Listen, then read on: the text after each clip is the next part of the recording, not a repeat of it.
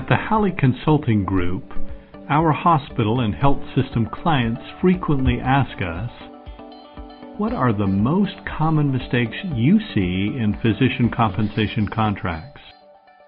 This question will be answered by Will Reiser, who is the Chief Information Officer at Halley Consulting Group. Will is also our content expert in the area of physician productivity compensation models. Let's hear from Will now. This is a question that I wish were posed more frequently because I think it's a critical one. There are several factors that come to mind.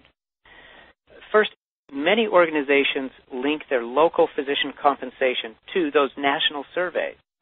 For example, executives often assume that a physician working at the 90th percentile in RVU productivity should be compensated at the 90th percentile in compensation per RVU. And oftentimes these executives are sorely disappointed when they sit down and do the math and realize that the logic just does not work. And there is the danger of comparing work RVUs actually produced with the rate of physician compensation per work RVU, especially when you get out into the higher percentiles.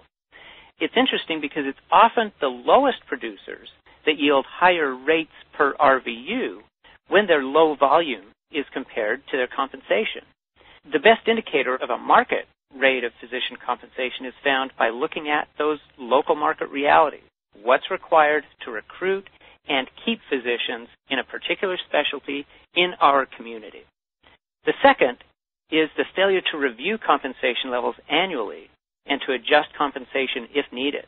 And oftentimes, a failure to adjust compensation incrementally makes the work much more difficult down the road, and the political risks of an unaddressed issue are significantly magnified.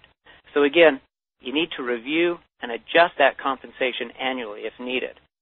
And I think, finally, a failure to engage and communicate with physicians. You know, compensation is a sensitive issue, and all compensation design work should have significant physician feedback and involvement at various points in the process. We call the forum for that engagement a compensation committee. And the committee process can help ensure that the management fully understands the physician pressures and perspectives, and at the same time, the compensation committee also helps to communicate to the physicians the financial realities and legal constraints facing the practices and the hospital. When there is a common knowledge for all of the parties, that ultimate tone of conflict is substantially reduced. It's far better to structure a compensation model based on sustainable levels, adjust it periodically, and then ensure that all the parties understand and openly discuss the dynamics that are at play, making sure that we have the best paid physicians in town because they legitimately earn it. That is ultimately in everybody's best interest. Thank you, Will. For more information on how to create successful physician compensation contracts, please call us at 614-899-7325.